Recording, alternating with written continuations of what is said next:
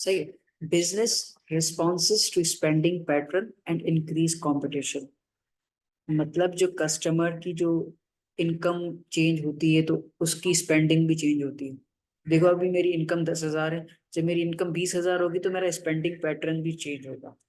और जब मार्केट में एक फर्म होगी तो कोई कंपटीशन नहीं होगा। जब नंबर ऑफ फर्म्स बढ़ते जाएंगे, नए नए बिजनेसेस मार्केट में आते जाएंगे, तो कंपटीशन विल आल्सो इंक्रीज। इस इन दोनों चीजों को एक बिजनेस किस तरीके से रिस्पॉन्ड करता है वो हमारे लिए इम्पोर्टेंट है, काफी क्रूशल है। जब कंपटीशन बढ़ता है, कस्टमर का स्पेंडिंग पैटर्न चेंज हो जाता है, तो उसमें आपको अपने कस्टमर के साथ रिलेशनशिप्स बनाने होते हैं, अच्छे लॉयल रिलेशनशिप्स। जब आप कस्टमर के साथ रिलेशनशिप बना लेते हो, एक लॉयल्टी टाइप चीज हो जाती है, तो वो हमेशा आपको ही प्रीफर करता है। रिलेशनशिप कम्युनिकेशन के जरिए भी बन सकता है, अच्छी क्वालिटी भी देखी बन सकता है, थोड़ा सा एक्सपीरियंस डेवलप करके भी हो सकता है। सही है। और दूसरा रिस्पॉन्स क्या होता है बिजनेस का, अपने प्रोडक्ट्स को या जो एग्जिस्टिंग प्रोडक्ट्स होते हैं उसको कंटिन्यूअसली इम्प्रूव करके। कोई भी तुम बिजनेस ले लो, कोई भी उसकी प्रोडक्ट लाइन ले लो, जो फर्स्ट प्रोडक्ट उसका लॉन्च हुआ था और जो अभी करंट मार्केट में प्रोडक्ट चल रहा है, उसमें वो हमेशा कुछ ना कुछ हर साल हर महीने इम्प्रूवमेंट्स करते रहते हैं। अब देखो आईफोन तो यार 2007 में ही आया था, और अभी 2024 चल रहा है, हर साल नया आ रहा है। अपने एग्जिस्टिंग कस्टमर्स या एग्जिस्टिंग प्रोडक्ट्स को इम्प्रूव करके कस्टमर की स्पेंडिंग को अट्रैक्ट कर रहे हैं। ऐसा ही है। और कंपटीशन को भी फेस कर रहे हैं। अगर वही 10 साल पुराना आईफोन सेल करता तो शायद वो बिजनेस बंद हो चुका होता। तो इम्प्रूवमेंट चाहे प्रोडक्ट की हो, चाहे ब्रांड की हो, चाहे इमेज की हो, improvement is very crucial in the market. सही है। और नए प्रोडक्ट्स लेके आओ, आईपैड लेके आओ, मैकबुक लेके आओ, एयरपॉड्स लेके आओ, स्मार्ट वॉचेस लेके आओ। तो एप्पल ने अपने कस्टमर्स के लिए नए प्रोडक्ट्स भी लाए, नई वेरिएशंस भी लाए, नए सॉफ्टवेयर्स भी लाए, नए ग्राफिक्स भी लाए, ताकि न्यू प्रोडक्ट से आप कस्टमर का इंटरेस्ट मेंटेन रख सको या और बेहतर कर सको, और जो पोटेंशियल मार्केट है उसको भी आप अट्रैक्ट कर सको। और कॉम्पिटिटिवनेस को टक्कर देना या कॉम्पिटिटिव रहना मार्केट में, it is depending on the cost. अगर आपकी कॉस्ट कम है तो आप कम प्राइजेस चार्ज करोगे, कॉम्पिटिटर से भी कम प्राइजेस चार्ज करोगे। आप कॉम्पिटिटर को सिर्फ प्राइस में हरा सकते हो। एडवर्टीजमेंट चलाना, ब्रांड प्रमोशंस करवाना, वो सारी सब्जेक्टिव चीजें होती हैं, वो डिपेंड करती हैं। बट अगर आपकी प्राइस कम है, क्वालिटी अच्छी है, जिसमें हम इकोनॉमीज ऑफ स्केल में पढ़ते हैं या डिवीजन ऑफ लेबर में होता है कि आप कॉस्ट कम से कम करते हो। अब आते हैं नीश मार्केटिंग को। नीश मार्केटिंग क्या होती है बेसिकली? स्पेशलाइज्ड मार्केट होती है ना, वो नीश मार्केट। हाँ, इसकी एग्जांपल भी लिखी हुई है मैंने। Niche marketing, identifying and exploiting the small segment of a larger market या होल मार्केट। एक बड़ी सी मार्केट का छोटा सा सेगमेंट पकड़ लेना और उसी सेगमेंट पे काम करना, आइडेंटिफाई करना and exploiting the small segment of a larger market by developing products which suits to it, या उस मार्केट में सूट होते हैं। जैसे वर्साची का डिजाइन, क्लीशे का परफ्यूम है नीश मार्केट, या 1 मिलियन, या मतलब जितने भी थोड़े से एक्सपेंसिव ब्रांड होते हैं, वो क्या रिप्रेजेंट करते हैं कि ये जो ब्रांड है, जो हार्ले डेविडसन है, उसका मतलब क्या है? The rich and the high status consumer, ये उनको टारगेट किया जा रहा है। समझ रहे हो? और इसके फायदे क्या होते हैं कि स्मॉल फर्म्स कैन थ्राइव। जैसे मर्सिडीज ऑडी ना। Exactly, small firms can thrive where large firms have not yet established। मतलब ये बड़े से मार्केट का सोचा सेगमेंट होता है, ये तो हमने क्लैरिफाई कर लिया। अब कुछ जगहों पे ऐसा होता है ना कि बड़ा फर्म या बड़ी मार्केट उस प्रोडक्ट को सेटिस्फाई नहीं कर सकती। वो मार्केट साइज उनको इतना छोटा लगता है कि वो उसमें एंटर ही नहीं करना चाहती। तो स्मॉल फर्म्स को यहाँ पे एडवांटेज होता है, और वहाँ उसके लिए वो हायर प्राइजेस चार्ज करते हैं, हायर प्रॉफिट मार्जिन करते हैं, जैसे कि एक्सक्लूसिव प्रोडक्ट, स्पेशल एडिशंस के प्रोडक्ट, या हैंडमेड समथिंग, कोई क्राफ्ट हो। सही है। और जो नीश मार्केट होती है ना, वो सिर्फ एक कंज्यूमर ग्रुप को टारगेट करती है, हर कंज्यूमर ग्रुप को टारगेट नहीं करती। जैसे कि मास मार्केट में होता है, वो हम आगे डिस्कस करेंगे। लेकिन इसके नुकसान क्या है भाई? छोटा फर्म है, कम प्रोडक्ट्स बनाता है, तो lack of economies of scale. अब रोल्स रॉयस का जो सीन है ना, अब तुम देखो, उनकी प्रोडक्ट लाइन काफी लिमिटेड है। वो साल में 6 महीने में एक एक गाड़ी बनाते हैं। अब उनको इकोनॉमीज ऑफ स्केल तो नहीं होता। अब काफी टीम मिलके एक ही गाड़ी पे काम कर रही होती है, जिसकी वजह से इनकी कॉस्ट ज्यादा होती है, टाइम ज्यादा होता है। तो इसकी वजह से इनको लैक ऑफ इकोनॉमीज का डिसएडवांटेज होता है। और डिपेंडेंसी होती है ना, कि यार मैं एक ही प्रोडक्ट बना रहा हूँ या एक ही रेंज बना रहा हूँ, क्या पता कल को उस रेंज की या उस प्रोडक्ट की डिमांड खत्म हो जाए, मार्केट से वो उसकी मतलब फैशन खत्म हो जाए, ट्रेंड खत्म हो जाए, तो आपका बिजनेस बंद हो जाएगा। तो ये एक फ्लॉ है। और ऐसा होता है ना, कभी किसी का एक प्रोडक्ट चल जाता है तो फिर दूसरे मार्केट्स में उसी चीज को बनाने के लिए आ जाते हैं, उसी चीज को बेचने के लिए आ जाते हैं। तो लाइकली टू अट्रैक्ट कंपटीशन। जब कंपटीशन बढ़ेगा तो आपका नीश का जो स्ट्रेंथ होगा ना, वो वीक होता जाएगा। सही है। मास मार्केट में क्या होता है, आप सेम प्रोडक्ट को पूरी मार्केट में टारगेट करते हो कि ये प्रोडक्ट जो है वो सबके लिए है। जैसे इसकी एग्जांपल है, iPhone and Samsung mobiles are sold in the same way everywhere in the world. मतलब उनका मॉडल वही होता है, वही नाम होता है, वही फीचर्स होते हैं। There are no variations in design और लोकेशंस एंड इनकम। वो अपने प्रोडक्ट को किसी की इनकम के हिसाब से, किसी के जोग्राफिक लोकेशन के हिसाब से चेंज नहीं करते। और वो बल्क में प्रोडक्शन करते हैं, तो इकोनॉमीज ऑफ स्केल का फायदा होता है। इकोनॉमीज ऑफ स्केल का मतलब क्या होता है? Fall in average cost per unit when the scale of production is expanded. और जाहिर है, आप ज्यादा प्रोडक्ट्स बनाते हो, अगर एक प्रोडक्ट लाइन फेल हो जाए, दूसरी फेल हो जाए, एक कुछ डिफरेंट अनसर्टेनिटीज हो जाए, तो लेकिन जो आपका कॉस्ट का जो स्ट्रक्चर होता है, जो लॉस होता है, वो स्प्रेड हो जाता है अमंग्स डिफरेंट प्रोडक्ट्स। इसको कहते हैं risk is spread product portfolio. और ज्यादा से ज्यादा चांसेस होते हैं ग्रोथ के, क्योंकि आप पूरी मार्केट को सेल कर रहे होते हो ना, तो आपका रेवेन्यू प्रॉफिट काफी ज्यादा होगा। और बड़ी मार्केट है, सेल्स रेवेन्यू भी ज्यादा होगा, मार्केट शेयर भी बड़ा होगा। तो ये तकरीबन तीनों पॉइंट्स जुड़े हुए हैं। सही है। अब जाहिर है, सिमिलर प्रोडक्ट्स बना रहे हो, टोयोटा है, किया है, hyundai है, चेरी है, सब एसयूवीज बना रहे हो। तो कंपटीशन भी बढ़ रहा है, तो फर्म्स के लिए काफी टफ भी हो रहा है उस कंपटीशन में सरवाइव करना। सही। प्रोडक्ट पोर्टफोलियो क्या होता है? प्रोडक्ट पोर्टफोलियो बेसिकली वो होता है कि आपके पास एक प्रोडक्ट नहीं होता, मल्टीपल प्रोडक्ट्स होते हैं। मल्टीपल प्रोडक्ट्स होने से क्या फायदा होता है कि अगर आपका कोई एक प्रोडक्ट लेस सेलिंग है या कम प्रॉफिटेबल है, तो रिस्क स्प्रेड हो जाता है मल्टीपल प्रोडक्ट्स पे। ये मतलब जो अच्छा प्रोडक्ट चल रहा है, ज्यादा प्रॉफिट आ रहा है, जहाँ से ज्यादा रेवेन्यू आ रहा है, उसमें आप उसका एवरेज ले लेते हो या उसको एडजस्ट कर लेते हो। आप ज्यादा प्रोडक्ट लाइन से ये होता है कि आपका रिस्क स्प्रेड हो जाता है, ज्यादा कस्टमर को टारगेट करते हो आप। सही है। तो लॉस, रिस्क यानी लॉस जो है वो आपका स्प्रेड हो जाता है। सही है। इकोनॉमीज ऑफ स्केल तुम्हें पता है, फॉल इन एवरेज कॉस्ट पर हाँ, unit as the scale of production expands. सही है। मोर चांसेस ऑफ ग्रोथ, पास ज्यादा पैसे होते हैं, ज्यादा रेवेन्यू आता है, आप रिसर्च एंड डेवलपमेंट करते हो, नई प्रोडक्ट्स को डेवलप करते हो, आप नई मार्केट्स में जा सकते हो। तो ग्रोथ की अपॉर्चुनिटीज काफी ज्यादा है। जाहिर है, आप बल्क में सेल भी कर रहे हो, आपका कस्टमर बेस बहुत बड़ा है, तो सेल भी ज्यादा होगी और मार्केट शेयर भी पोटेंशियली ज्यादा होगा। लेकिन ज्यादा कंपटीशन से क्या होगा? आपको अपनी प्राइसेस कम करनी पड़ेंगी, प्रॉफिट मार्जिन सेक्रीफाइस करने होंगे। और higher cost of advertising and promotion. Higher cost of advertising and promotion में इसलिए कह रहा हूँ, हर प्रोडक्ट के लिए आपको डिफरेंट ऐड बनानी पड़ेगी, हर प्रोडक्ट के लिए डिफरेंट प्रमोशनल एक्टिविटी या बजट, ब्रांड उस तरीके से करना पड़ेगा। तो ये नुकसान है एक हिसाब से।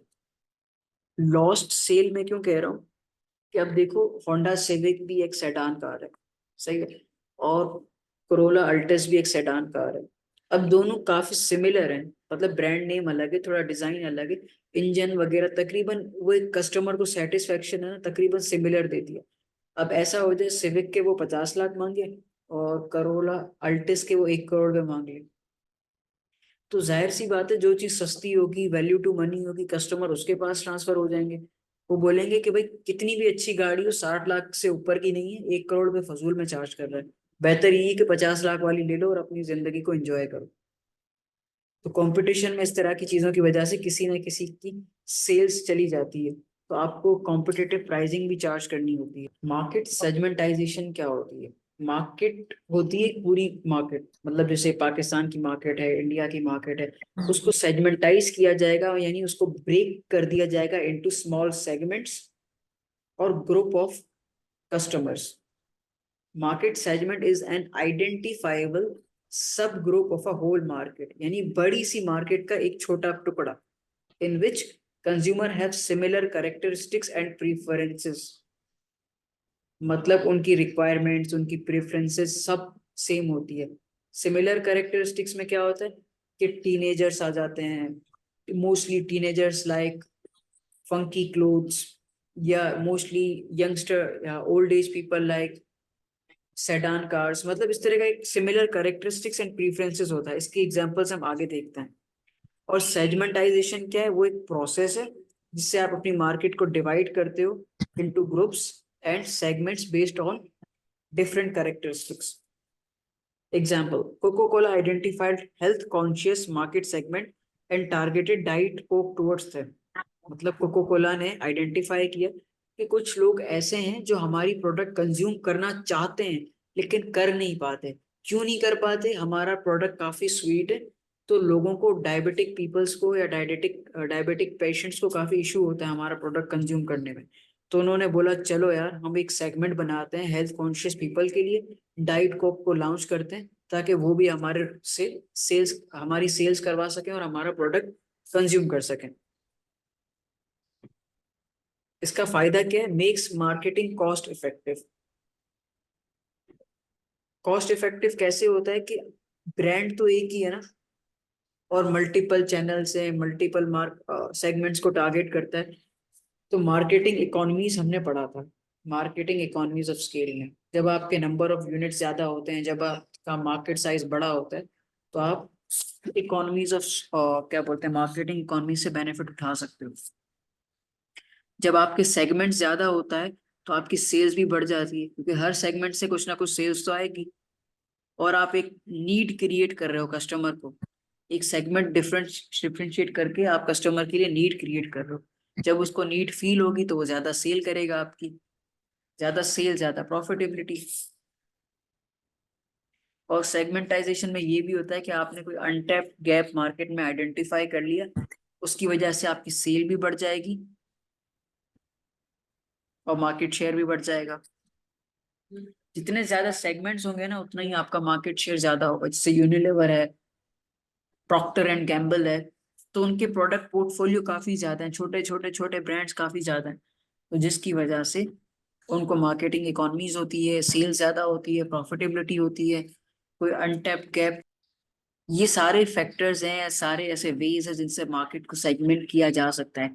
एज, कितनी उम्र है भाई, बच्चे हो, बड़े हो, बूढ़े हो, रीजन, कराची में रहते हो, कराची में किस इलाके में रहते हो, लोकेशन, ये सारी चीजें सिमिलर हैं। और आप प्रोडक्ट जो यूज कर रहे हो वो किस लिए यूज कर रहे हो? खाने के लिए इस्तेमाल कर रहे हो, एंटरटेनमेंट के लिए इस्तेमाल कर रहे हो, मल्टीपल यूजेस है, सिंगल यूज है, पेरिशेबल आइटम है, आपका जेंडर क्या है, मेल है, फीमेल है, या एंड लाइफ स्टाइल क्या है आपका, रिच है, लो इनकम है, मिडिल क्लास है। अपर क्लास है ये ना। बिल्कुल, लाइफ स्टाइल मतलब इसमें क्वालिटी ऑफ स्पेंडिंग आ जाता है, मटेरियल इनकम आ जाता है। और इनकम एंड सोशल ग्रुप में क्या होता है कि आपकी इनकम क्या है, आप कितने पैसे मंथली कमाते हो। सही है। तो पहला रीजन क्या है? By socio economic groups.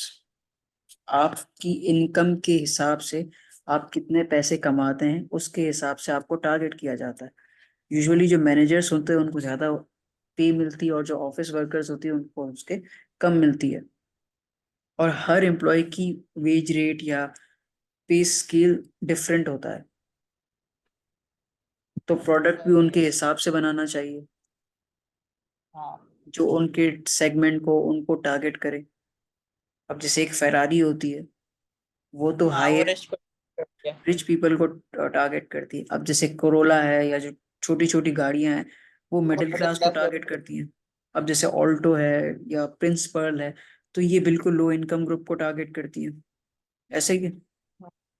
हाँ, वो जो देखेंगे ना जिसकी कंट्री में जिसका सबसे ज्यादा रेशियो है उसको उसको देख के करता है फिर वो। बिल्कुल।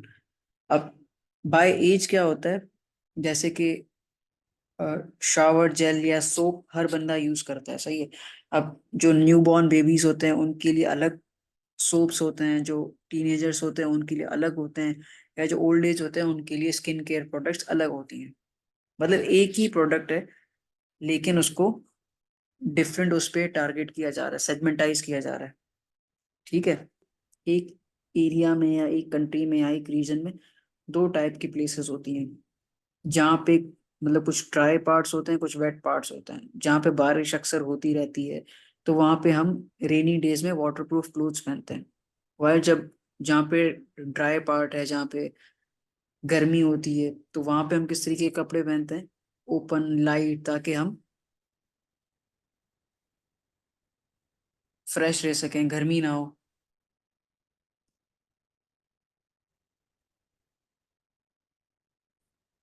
और बाय जेंडर हम कैसे सेगमेंटाइज करते हैं, जैसे फेयर एंड लवली का तुमने ऐड देखा होगा, उसमें एक सेपरेट क्रीम होती है for women's and for separate cream होती है फॉर मेंस। अब इन्होंने सेगमेंटाइज किया हुआ है मार्केट को फॉर मेल एंड फीमेल। और इसी तरह से काफी प्रोडक्ट्स होती हैं जो male and female differently use करते हैं, तो वो जेंडर पे सेगमेंटाइजेशन होती है। जैसे परफ्यूम्स होते हैं for women's and for males. Perfume male भी तो यूज करता है। यूज दोनों करते हैं लेकिन उस प्रोडक्ट पे लिखा होता है कि ये फॉर मेल्स है और ये फॉर विमेंस है। ऐसे ही होता है।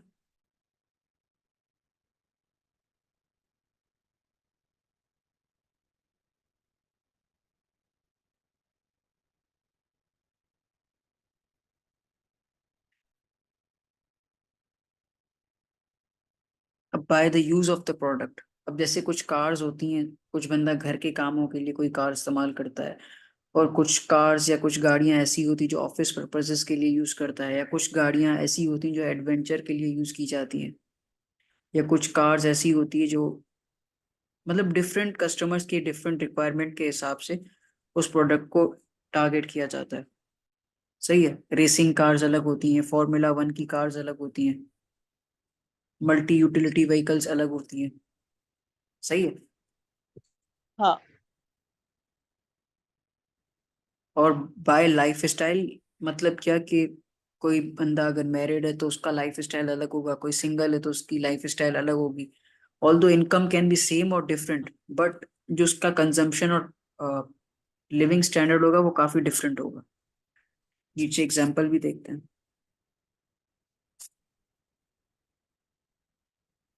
जैसे ये एक एग्जांपल है सोप मार्केट की। अब इसमें ब्यूटी सोप है, बेबी सोप है, मेडिकेटेड सोप है एंड नॉन ब्रांडेड सोप है। ब्यूटी सोप किसके लिए होता है? People who have beauty soap will be the people who want to keep their skin soft. They will therefore buy a soap which contains moisturizer. They will be bought mainly by women's. सही है। ये soap किसको target कर रहा है? Usually women's को। और baby soap किसको टारगेट कर रहा है? जो न्यूबॉर्न बेबी है। This is the mild soap which will not harm a baby's skin but mainly by mothers for their babies. सही है। और मेडिकेटेड सोप कौन यूज करता है? जिनके फेस पैकनी होती है या कोई स्किन प्रॉब्लम्स होते हैं, और वो both mails and females can use. अब देखो प्रोडक्ट एक ही है, प्रोडक्ट एक साबुन ही है, लेकिन उसको उसका यूज करने का पर्पस डिफरेंट है, उसको मार्केट टारगेट करने का सेगमेंट डिफरेंट है। Non branded soaps, this is a low price soap which is plain soap with no extra perfume added. This will probably bought by the people on low incomes. सही है। जो मतलब जिनकी एक basic need होती है कि भाई साबुन होना चाहिए, तो उनके लिए वो स्पेसिफिक टारगेट करता है। अब ये एक ब्रांड भी कर सकता है, डिफरेंट ब्रांड्स मिलके भी कर सकते हैं, तो वो डिपेंड करता है सिनेरियो क्या है। There may be other types of soft you can think of which are aimed at different groups. Sales of soft will affected by income group, gender and also age. सही है। अभी तो like तुम normal सही है। Soap use करते होगे, जैसे वो तुमने अंबानी का सुना होगा, पता नहीं क्या सोने का साबुन होता है, या उसमें लैवेंडर की खुशबू होती है, फ्रेशली बनाया जाता है, समझ रहे हो? हाँ, डव जो होता है